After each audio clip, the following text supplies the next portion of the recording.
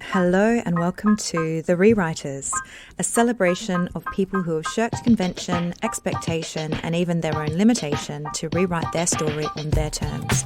Each episode will dig into the inspired and very real-life stories of people who have done just that, rewritten their story. I'm a nosy practical optimist too, so expect all of the nitty-gritty details. If you're an ambitious seeker craving a different kind of lifestyle, career or business, but have felt held back by your own or other people's beliefs about what's possible or permissible, The Rewriters is for you.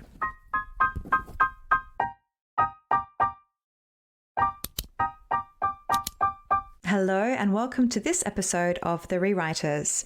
I'm your host, coach, brand consultant, writer and resident career rewriter, Monique Shaw.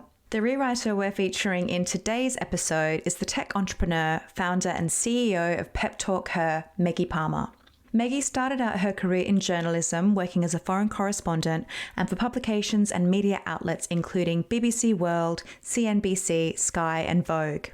She went on to found her own media training agency before eventually making the move into an entirely new industry, tech, where she is on a mission to close the gender pay gap.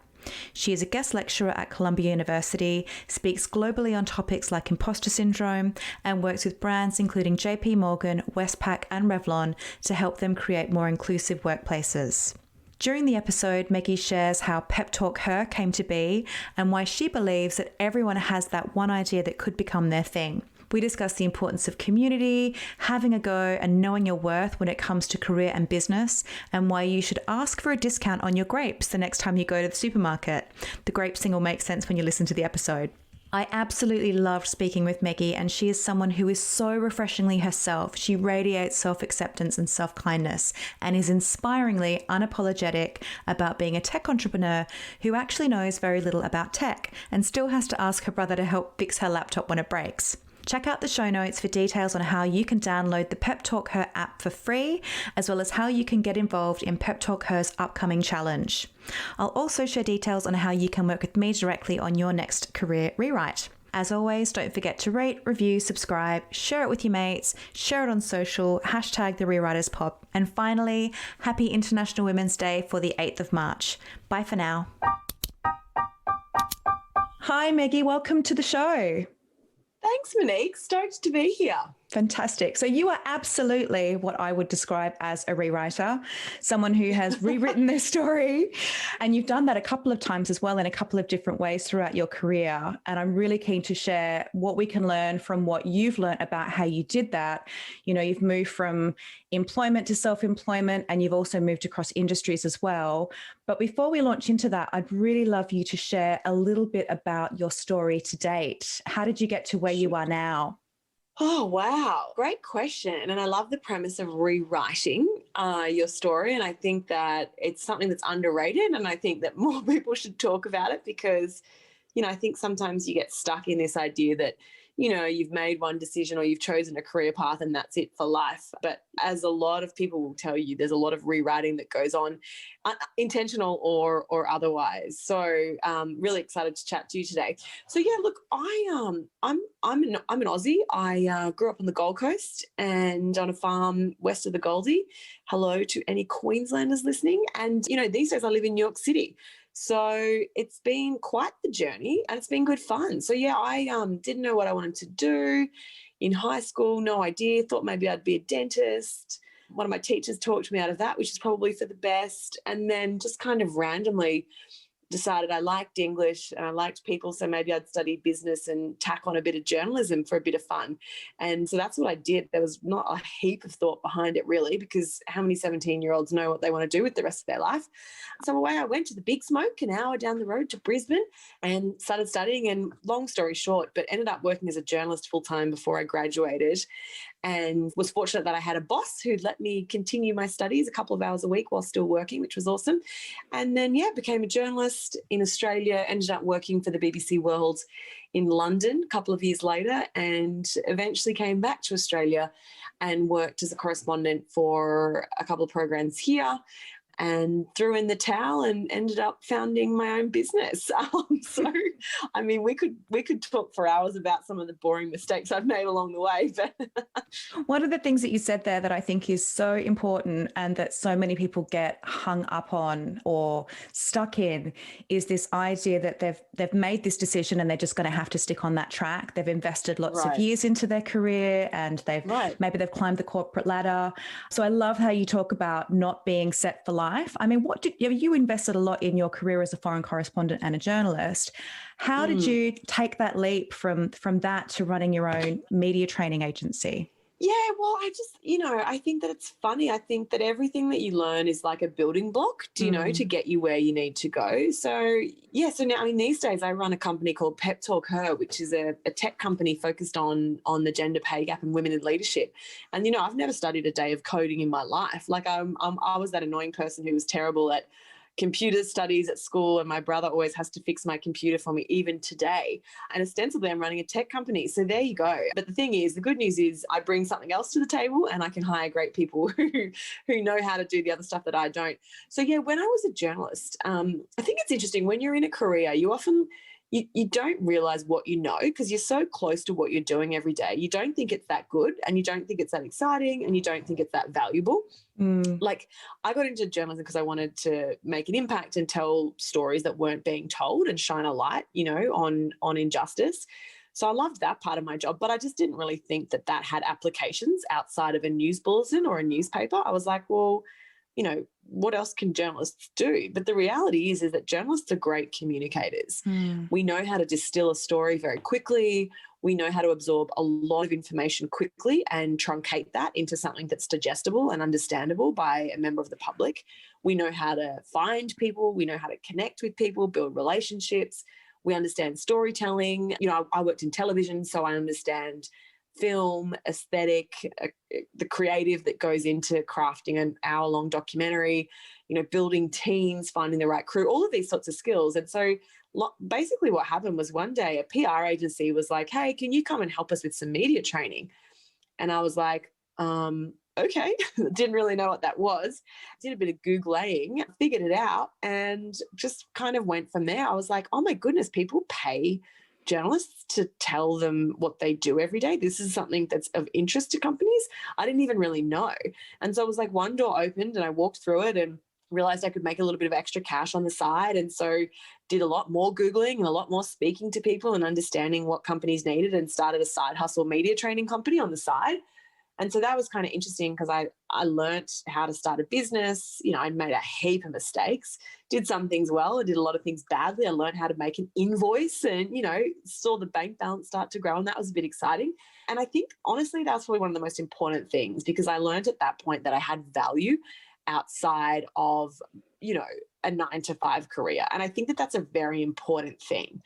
And, my sister, for example, she was importing jewelry from China and selling it at the markets when she was about 14. So she obviously realized very early that she had skills that could make her money. I didn't realize that until I was about 24, 25. So I would say to any of your listeners, like wherever you are in your career, it's not too late to realize that value. And I think that concept of knowing your worth is so important because it gives you confidence. And when you have the confidence that you can make money in more than one way, for me, that was quite liberating. It gave me the confidence and eventually the freedom to walk away from journalism, further develop the media training company, which then funded the company that I now work on full-time, Peptalker, which, as I said earlier, is focused on the gender pay gap and helping women level up their careers, and supercharge their success financially. So, I think teachers, for example, can make money on the side tutoring, or if you're a food scientist, you can probably make some money consulting to startups, who are trying to launch new food products. Like there's always a way to make money on the side. And I really think that that's such an important thing, and it's never too late. I'm trying to convince my mum, she's a grandmother of 2 very cute nephews with another one on the way, and I'm trying to convince her to start an online business because I'm like, Mum, it's so great. You're an amazing grandma. You could do an online course and teach other grandparents how to do quality activities with their grandkids and teach them skills at the same time. So I just see so much opportunity and I'm really excited. It's never been easier to start a business. It's awesome. So is that something that is innate in you? Because when I think about people having that courage to follow an opportunity, have a quick Google, see what's involved and go for it and kind of take, put one foot in front of the other, or to go from, having your brother fix your computer to being a tech entrepreneur and founder. That takes a lot of courage to do that. Is that something that is innate in you? Is it something that you learn? And when you talk about knowing your worth, how can people learn to know their worth? How do we sort of build up that muscle? Yeah, and it is a muscle, isn't it? And I think, to your first point, I think they're linked. I guess, was I raised with a level of resilience and courage? Maybe. But do I think you can learn it? Absolutely. There's women that I know, women and men I know, who are running amazingly successful businesses. I've got one of my friends is now running a 9-figure business. Would you believe it? Like, it's unbelievable. And honestly, she has no formal quote unquote training, and she's absolutely dominating the business world, like 100 million plus business that she's bootstrapped and running on her own. So, I know people who have started businesses from nothing with no training, who really had no idea what they were doing, and they figured it out along the way. So I think if you surround yourself with people who can help you put one foot in front of another, that makes that courageous first step and the next step and the next step a lot easier, right? Because you have people that will shepherd you in the right direction. So I think, sure, it takes a level of courage, but that's why I would say, don't think that you've got this great idea and then quit your full-time secure job only to realize it's a disaster and it fails, right? Start something on the side, spend an hour on the weekend, having a look around, or spend 3 hours a week working on your side hustle. You can do it gradually, and there's nothing wrong with that, because it will help you test and figure it out. And then that way you can choose to do what I did, which was build it up to the point where you knew that you'd be fine and you could almost replace your salary, or you could certainly get by. Or you might decide to go out and get funding and do it in a really big way. It's up to you. But I would suggest just baby steps to start with is helpful. And I think, again, I do think it comes down to the community that you surround yourself with. So maybe you have a supportive family and that's great, but maybe you don't. And so maybe you need to go out and find your own community who can help you find that courage and help support you with those words of wisdom and those words of affirmation when you need them. I think in the early days of my business, there were a lot of tears, a lot of anxiety attacks, and a lot of fear and panic. And I only got through it because of a cohort of women that I stumbled upon through networking events, frankly, through a Facebook group, and then now some of my closest friends. And still to this day, we still catch up and, drink a lot of wine and have a lot of laughs. And there's a lot less fear and anxiety these days. And there's a lot more confidence in all of us and a lot more success, but it's taken years, it hasn't happened overnight. I think, when did I quit journalism? I guess it was almost 5 years ago now. And so it takes time, right? And you hear of these overnight success businesses, but what you don't hear is the 3, 4, 5, 7, 20 years beforehand that went into it to kind of build. Again, it's those building blocks, right, of the successes or failures that then lead you to the direction of where you go next. So yes, I think it can be learned. I think if you're not feeling like you're very courageous, I would say read some books, go to some great events, or in this COVID world, go to some virtual events and just reach out to people and just start to build a network around you of people who will support you, because that will help you take the first step. And then from there, you'll just keep building momentum and going from there. I think so often, particularly women, but I'm sure this affects some men as well, but they often feel like they need to have all of the answers, all of the qualifications, the complete plan, it all laid out. And if they don't have everything lined up, then they can't start. And they really, stop themselves from even being able to begin because of their need to get it absolutely right and to undersell what they can do right now. So how did you build that community around you, that sort of group of advocates that you could sort of support one another and take those little steps safely? I just started going to events. This was in a pre-COVID world, keep that in mind. But, it's funny. I actually went to an event as a journalist trying to find interesting women for some story ideas that I was doing. It's coincidental, actually. I've now done the program. It's a program called Springboard Enterprises, and they take women-run businesses and founded businesses and help you accelerate. I've actually just graduated from that program a couple of months ago. So it's funny how things go full circle. But I just went to this as a networking event. Went along, had a glass of champagne, some canapes, had a chat with a few people. And one lady was like, "So what's your business idea, Maggie?" And I was like, oh, no, I'm just a journalist. I'm just here to meet you all and, see if we could do some stories. And she's like, no, but you've got an idea, haven't you? And I was like, no, I'm just a journalist. Like, I'm just here for the stories. And she's like, I bet you've got an idea. I bet you've got an idea for a business. And I was like, do I have an idea for a business? I don't know. Maybe I do. Maybe I should if I don't. And so it was that question that really, and a very successful female founder, Vanessa Wilson, from a company called Store Reduce, she's the one who asked me that. And I've since said to her, I was like, I don't know if you remember this, but you said this to me years ago, like 7 years ago. And so I would just say to anyone listening, like, do you have an idea? And if you think, oh, no, that's not for me, I'm not an entrepreneur, I would question you again and say, well, I bet you've got an idea. I bet there's something out there that pisses you off. There's something out there that you think isn't done very well. There's something out there that you love to do. There's something that you do better than anyone else that you know. And whatever that thing is, that's one idea of what could be your first business, right? And it doesn't have to turn over $1 million a year. You might make $100 a week from your business. Like, how good's that? So like, I would just say to anyone listening, like, do you have an idea? Could you, deep within you, think of something that you might like to do one day and just ruminate on it? Just have a think about it, see who else is out there, who else is doing it. Start to chat to your friends and your family, like, what do you reckon about this? And then just start to like find those communities of, whether it's Facebook groups, whether it's meetup groups, whether it's Clubhouse, connecting with like-minded businesses on Instagram, following those founders, sending them a DM, finding people in your space on LinkedIn and reaching out to them. I think that the virtual world that we're in because of COVID-19 is an opportunity. People have more time potentially because they're not traveling, they're not going to and from an office necessarily. So if there was ever a time for a cold reach out email or LinkedIn message, I would say, this is your time. And, you've got to put yourself out there and you've got to get comfortable being uncomfortable, right? And asking for help, asking if you can come along to the meetup, turning up to an event where you know no one, that's really awkward. And it kind of sucks. But let me tell you, you've got to keep doing it and doing it and doing it. And to your point earlier, like it is like a muscle. And the more that you get comfortable being uncomfortable, the easier it gets. And so the more you put yourself out there, the more confident you'll be. And it just grows and grows from there. But you have to take that first step. I completely agree. I often talk about change and confidence being doing words. They're verbs. They're things that you don't have. They're things that you do. And the more that you do, the more that it grows, just as you say.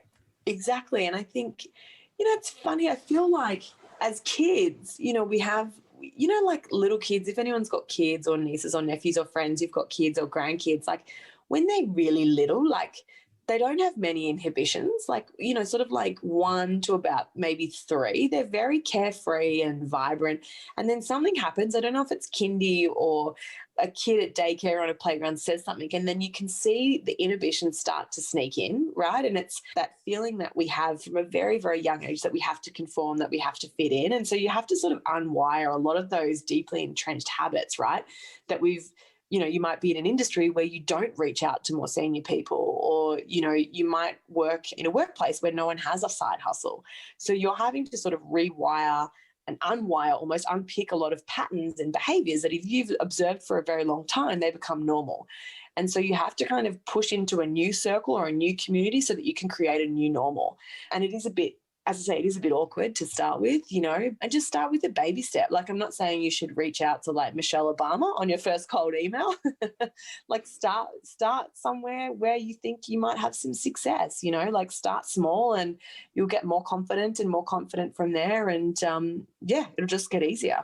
And who you surround yourself with makes some of this stuff possible. What's that saying? You're the equation or the quantity of the however many people you surround yourself with. So if you're surrounding yourself with people who are taking these courageous steps, who are getting messy and trying stuff out and having a go, you're more inclined to be able to think that that's possible for you too.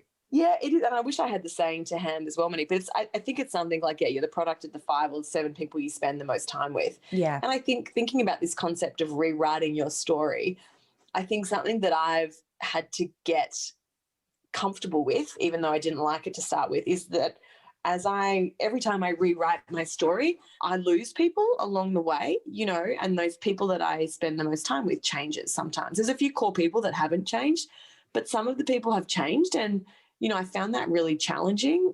It's almost like you're grieving the loss of a relationship or a friendship, when there's people that don't serve you on your journey anymore. And I found that sometimes, particularly in Australia, there's this concept of the tall poppy syndrome. And, people are like, what do you mean you're leaving journalism? Like, people can't understand it. And so sometimes they don't always understand the journey that you're going on. And so sometimes those friendships that don't remain as strong as you may love them to. And then also when you're starting your own business, I do think some people just don't get it.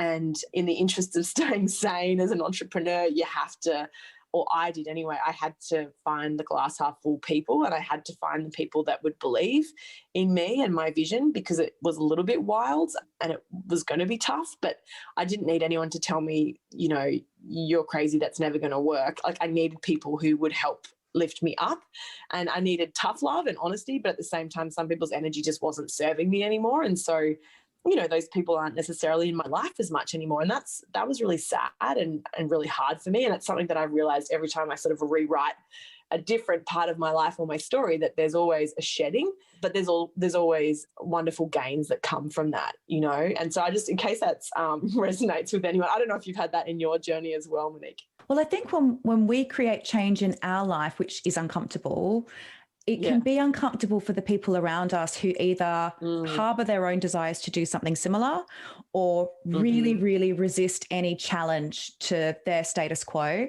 Absolutely. I mean, in the first ever episode that I did of The Rewriters, actually, I talked about some of the things that I had been told along my journey. And one of them was, "You're so brave." And I didn't feel that it was said in a way that was, "Wow, I'm really proud of you." It was, "Wow, you're really brave. That is a massive risk. You're making a crazy decision there." So, the voices in the community and the people that are helping you to, take those brave steps and not question yourself, you kind of have to drown them out. And if that means moving away from them, or being more boundaried, or just choosing not to take that stuff on board, it's so important. Yeah, it is important. And I think boundaries are a really good one. And I think, the other thing that can happen, and I see this in, people that reach out to me or people that I know who start their own business.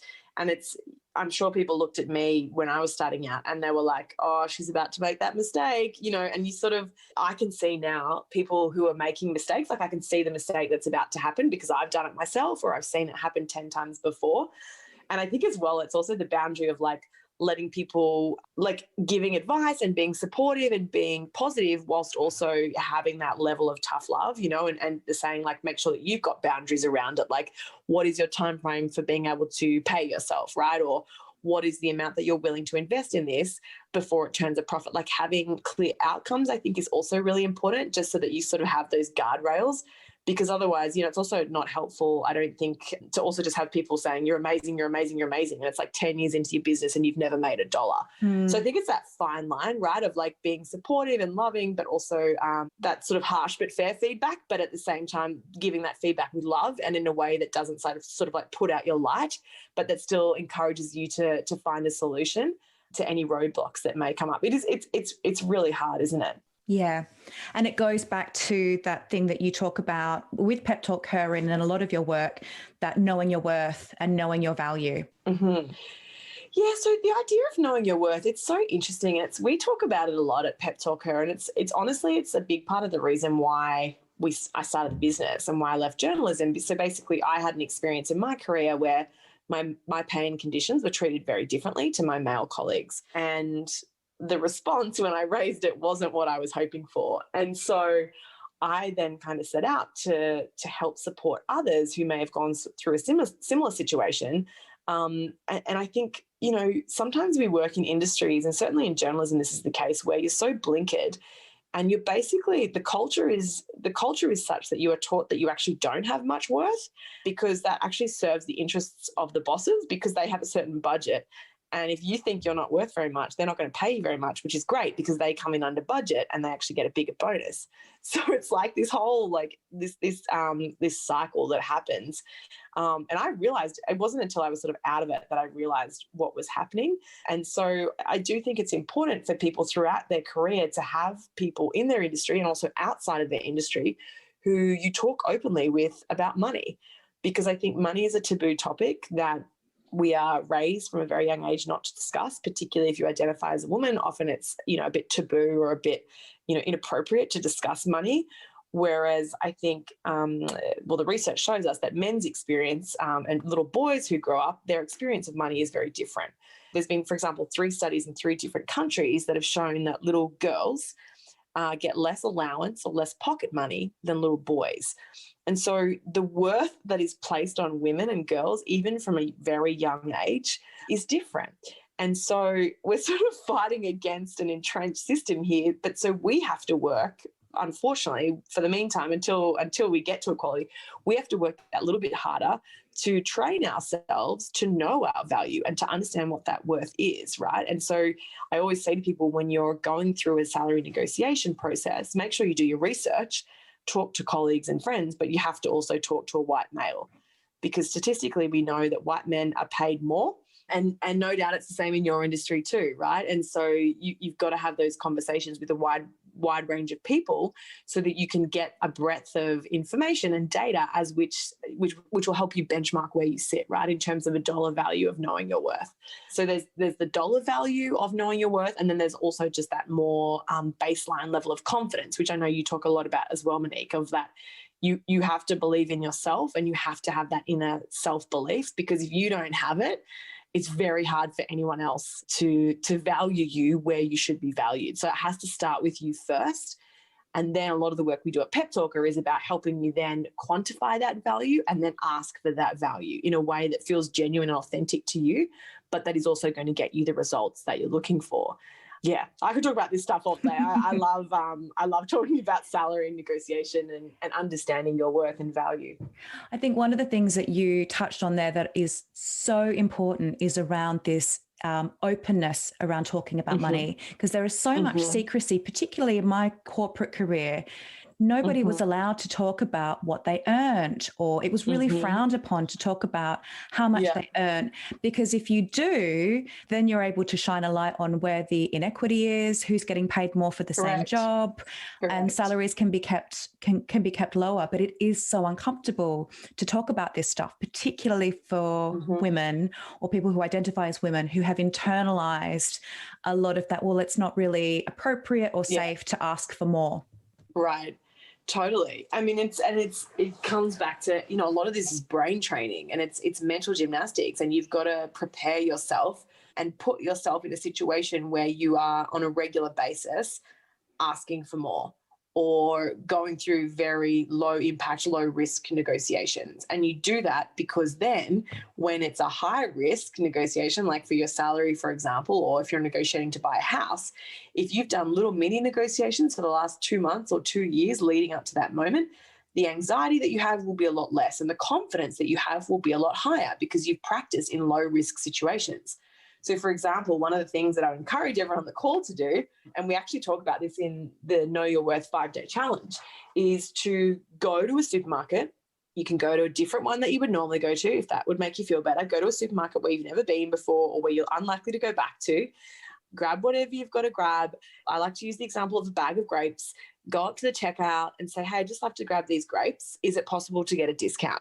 And see what happens. Because what do you reckon is going to happen, Monique, when you ask if you can have a discount on a bag of grapes? Well, they'll say no, but they could say yes. They could say yes, and they could say no. So let's assume they say no. What happens then? The world doesn't end. Correct. You get 10 points for the right answer. Right, so the world doesn't end. So you either say, no worries, I'll still grab them, thanks anyway. Or you say, okay, cool, that's all right, it's out of my budget, I'll just pop them back on the shelf. And you walk out of the store and it doesn't matter. Because are you likely to see these people again? Probably not.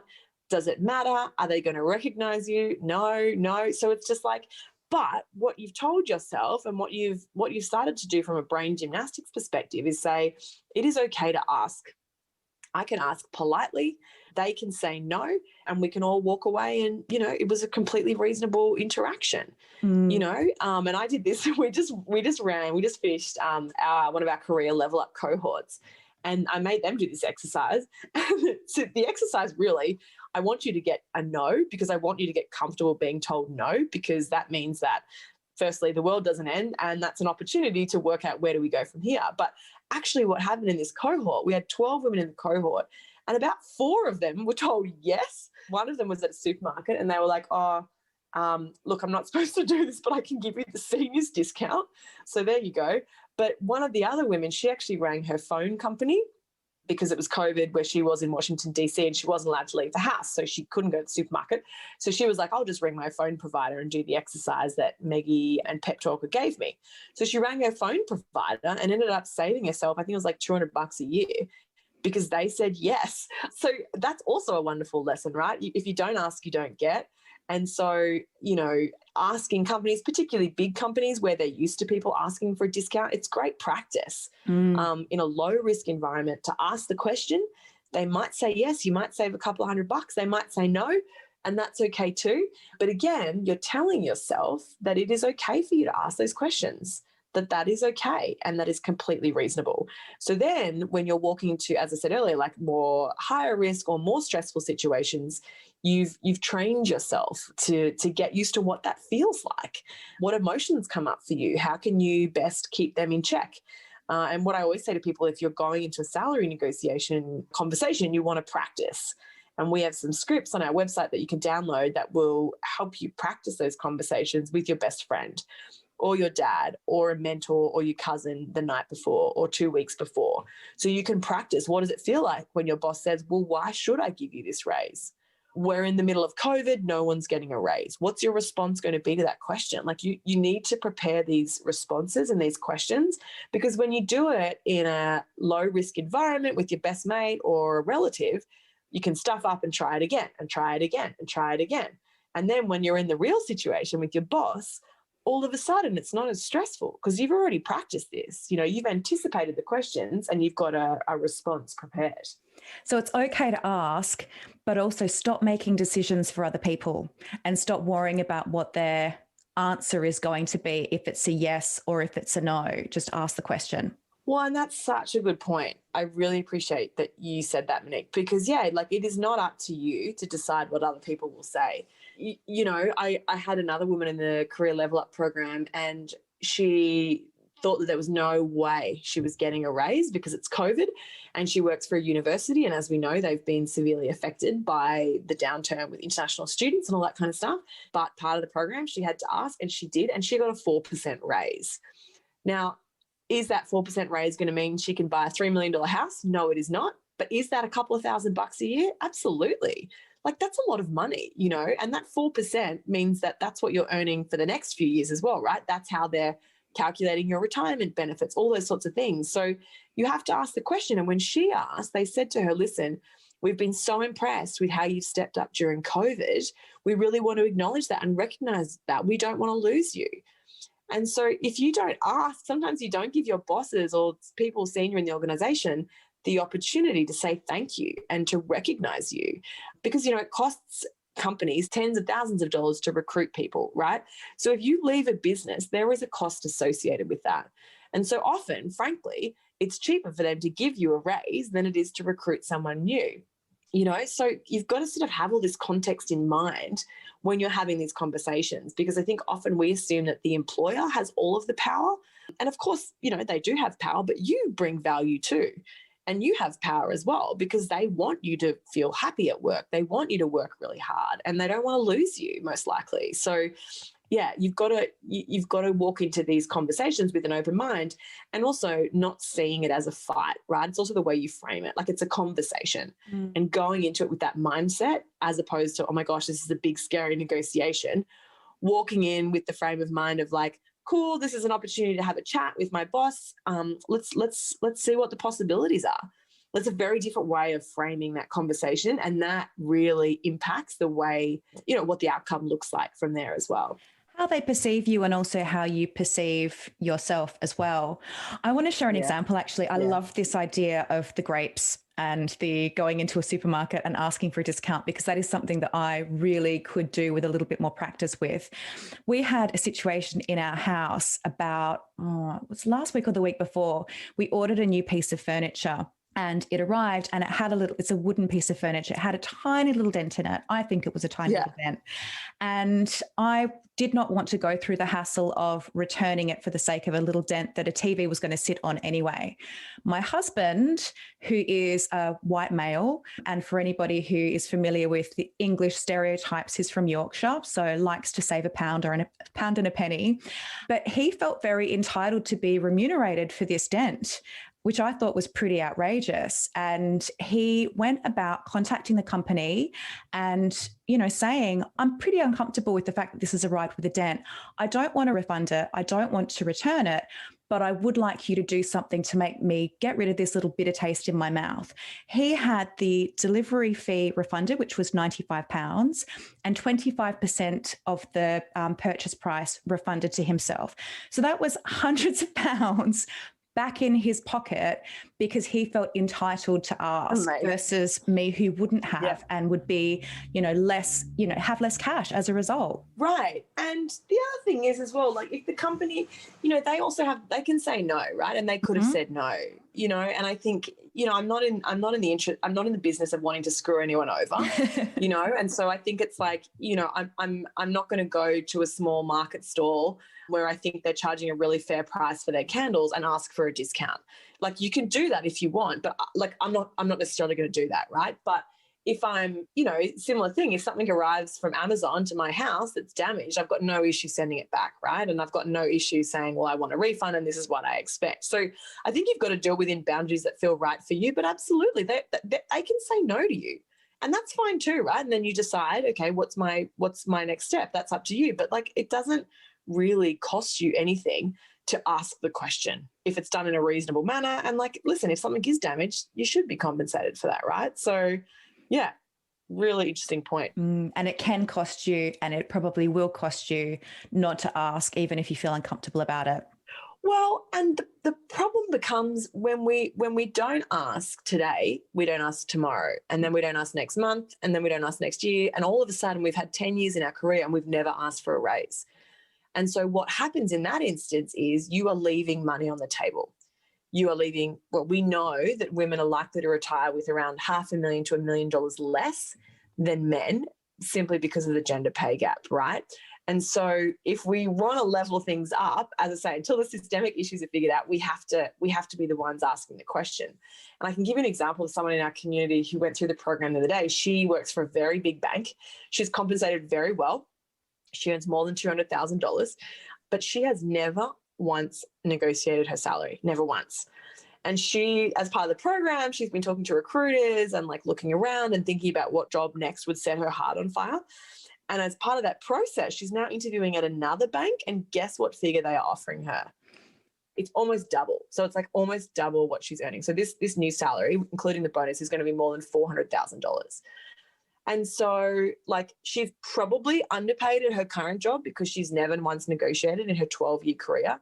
But also, often when you leapfrog to a new job and a new role, you would expect a bump as well. But so like that's a lot of money, right? So we're talking like $230,000, $240,000 extra that she's been offered by a new job. And that's not going to happen for everyone, right? But at the same time, if you're on a $60,000 salary and you're offered $64,000 somewhere else, like that's something to think about, right? And so I do think like you have to get comfortable negotiating as soon as possible, because that way, it's just going to mean that there's more money in your pocket, right? And we have a lot of women that say, I don't need any more money, I live a great life. And I hear that and I totally get that. And I would say to people, though, you should still ask. And if you get more money, you can then decide what you do with that. You might want to renovate your house. You might want to put it in a savings account for your nephew. You might want to give it to your favorite charity. I don't care what you do with it, but the money is then yours to make that decision, right? So my attitude is like you should take what you are worth and what others will value you as well. And then it's your decision what you do with that extra money. And a big hello to the rain that's just arrived at my house, if you can hear the storm rolling in the background. So I think that the point that you made there about people feeling grateful or like they have enough, because I can certainly relate to that. I have enough, I'm grateful for what I have. But this is why knowing getting your facts and figures and getting the data to hand. Well, how much else is somebody getting paid for this same or similar role in another organization or in the same organization, but they've been a little bit more forthright in asking for more. So get the information to hand, surround yourself with people that can, share and take away some of that secrecy, and just ask. Absolutely. Asking the question is so important, and so we know that on average, depending on what country in the world you are where you're listening, the gender pay gap is somewhere around sort of like 15 to 20%-ish, depending on the country, right? And there's 3 different reasons for that. And one of those reasons is unconscious bias and discrimination. And so I'm not saying that if you do find out that you're underpaid, it's not necessarily because your boss is a bad person. It just could mean that that's just the way that the numbers have landed, right? And so it is your responsibility to ask those questions and to have the data to hand. What is your value in market? You will have the statistics from the people that you've talked to in your circle, your mentors, the other colleagues that are comfortable discussing money with you as well. And that gives you an anchor to go back with, right? And that's a big part of the reason why we built the Peptalker app, was so that people could keep track of their wins like throughout the year.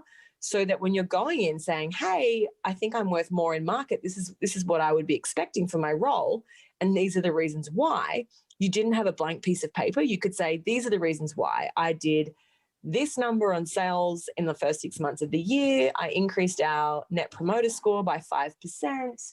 I've increased our web traffic by 10,000 clicks, and I started the office intern program. Having those data points to hand is really valuable when you go to your boss, because you've got to convince your boss, and sometimes they need to convince people up the chain.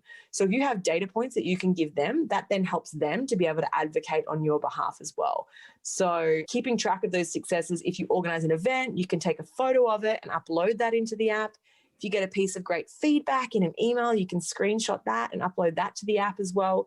And then, again, you can go into this meeting and say, Susie told me in March last year that I was invaluable to the team. Tom told me last month that finance, couldn't have been so successful without my support on this project. Then all of a sudden, it's not just you asking for a raise, it's you backing it up with other people who've supported you and been grateful for your impact in the company as well. The app prompts you to take these steps as well, doesn't it? So it doesn't rely on you just sort of remembering to take that piece of feedback or take the photo at the event. How does it actually work? Yeah, so the app's free, so it doesn't cost you anything to use it. But yeah, you can download it and then it will send you prompts. So it'll be like, hey, like, what are you really proud of this week? Like, make a note of it in the app, or anything you want to record in the app this week, any feedback you've had that you want to keep track of. So then you can keep track of all of that. You can press a button and it will export it and send it to you as a PDF. So you can print that off and take it into the meeting with you. So then you've got the data points to take in that'll help you advocate to your boss, So it's really powerful in that respect. And then, beyond that, there's other things that you can do as well, kind of like the asking for a discount on the grapes story. There's a bunch of other tangible tips that you can, and steps that you can take that'll take less than 5 minutes, but you can do them to start to strengthen that muscle in your brain of knowing what your worth is. And so we have a free 5-day challenge as well that people can do that will walk them through those steps. And so there's the exercises that you get sent, the 5-minute challenge, and then you can track those successes in the app as well. So if anyone's feeling like they want some support to build up their level of confidence in terms of their value and knowing your worth, definitely encourage you to take part in that too. We've worked in conjunction with some behavioral psychologists on this challenge, which is awesome. So yeah, you can just go to peptalker.com/challenge and then get involved in that as well, if that would help support your behavior change as well. Fantastic. And I'll link to that in the show notes as well. Now we're coming towards the end. I did have one big question that I wanted to ask you that I think a lot of people can probably relate. And I know it's something that you talk a lot about. So this all probably feels quite uncomfortable for some people, asking for help, asking for what they want, knowing their worth, asking for a discount on grapes, and just feeling grateful with what they have. What role does imposter syndrome play in all of this? And how can people start to overcome and dislodge that imposter syndrome? Yeah, so for anyone who's listening who hasn't heard of imposter syndrome before, it's this concept where you feel like you don't belong, or you feel like maybe you've just been lucky to get where you are, or you feel like maybe at any point the job police might come along and knock on your office door and sort of drag you out by your feet. If you feel like this or have at some point felt like this, you are not alone. It's about 70% of the population who experience imposter syndrome. And so the most important thing and I can remember early in my career when I was poached from one network to another, I felt so uncomfortable. I thought they'd made a mistake. I didn't understand why they'd hired me. And I clearly was not having a very good poker face. And my boss at the time, he sat me down and explained to me what imposter syndrome was. And he said to me, Meggie, I still experience imposter syndrome every day. And I'm the head of the network. He was in his 50s at the time. So it was so comforting for me to hear him say that, because I realized that it wasn't just me. And so if anyone is listening to your great podcast and feels the same way, it's not just you. That's the first thing. So you can kind of breathe a sigh of relief like I did. And then the second thing is, again, it comes back to like flexing that muscle. If I wanted massive biceps, I'd go to the gym every day with a big weight and I'd get huge biceps if I did that consistently. And it's the same thing with overcoming imposter syndrome. You have to take small steps every day that with time will help you overcome it, right? And certainly be able to move past it. And so one of the best things that you can do is track your successes, so that every time your mind goes to, oh, I'm just lucky. Oh, they obviously made a mistake with this promotion. I don't even know why I got it. Instead of having that thought, I want your thought to be, well, I did increase sales by 20% last month. That's pretty awesome. Of course they gave me the promotion. So we need to reframe your thinking from the, oh my goodness, why me, to, well, this is the data, this is the statistic, and this is the fact. Like, I did achieve this, I did do this, and I did receive this praise.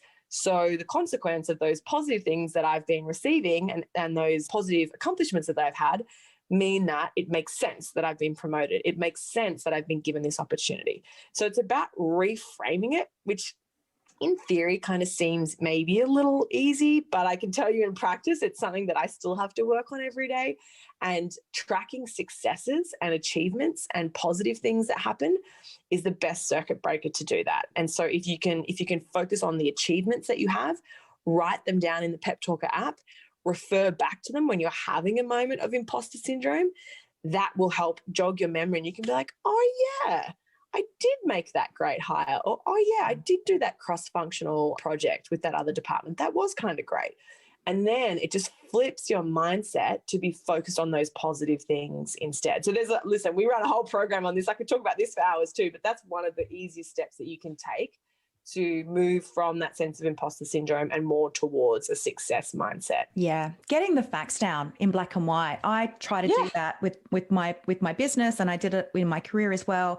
I tried to get the stuff down in black and white because you're evidencing it for others, but more importantly, you're evidencing it for yourself. And it's easy to forget all of the things that you're achieving every day and every week and every month. Totally. Because sometimes I don't know what I had for lunch yesterday, let alone what I did at work 3 months ago, Yeah, absolutely. Okay, so we're almost at time. And when this episode goes out, we will be right on the eve of International Women's Day. And the theme this year is choosing to challenge. So it would be remiss of me not to ask you, Meggie, what you will be doing for International Women's Day and what you are going to be choosing to challenge this year. Yeah, so we are super excited. We love celebrating women, particularly on International Women's Day. We do it all year round on the peptalker Instagram account, but on International Women's Day, it just goes to a whole nother level. So I live in New York City, but I'm actually in Australia at the minute, avoiding COVID and the snow. And so for International Women's Day, we have a massive launch happening, actually. So hopefully you'll all be seeing us in a lot of press outlets. So say hi and send us a DM if you do, which is exciting. So we're launching our 5-day Know Your Worth challenge. And so your listeners can have a sneak peek. They'll be the first to get access to it at peptalker.com/challenge. So the Know Your Worth challenge is launching for us for IWD. So that's very exciting. We are also in Australia. It is safe to have events. And so we will be holding a small salon series of very small lunches, which is exciting, with some really interesting women to discuss some of the big issues that we want to challenge this year. And that is around what life looks like for working parents in the COVID era. What are the biggest challenges facing women in business right now, and how we can help create policy change to influence that. So really exciting about some of the policy work that we're doing this year for International Women's Day. But yeah, a big happy International Women's Day to all of your listeners. And what a year it's been for women this year with COVID and the impact that that's had on the workforce. So we certainly have a lot of work to do to turn that around. So there's been a lot of damage done, unfortunately, but we are hopeful that there are some changes that can be made so that we can rectify that as best as we can going forward.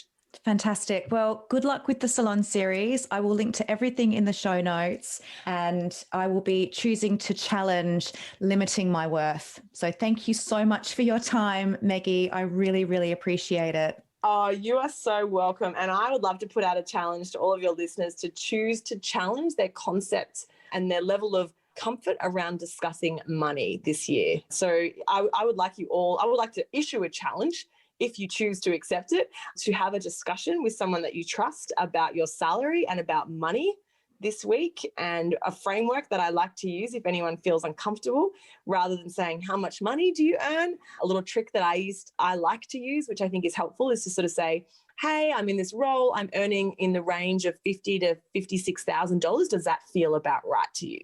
So there's ways that you can sort of segue into that conversation without feeling too awkward, but also allowing other people to feel comfortable to discuss money with you as well. So talking in a range framework can be a really helpful way to sort of start that conversation. Incredible. Challenge accepted. Awesome. Keep me posted and let me know how you go. You can DM me on Instagram at peptalker, and I would love to hear how you go with the challenge. Wonderful. Thank you so much, Meggie. The Rewriters is produced, written and presented by Monique Shaw, original artwork by Kiana Perry, and original music by DJ Cinnamon.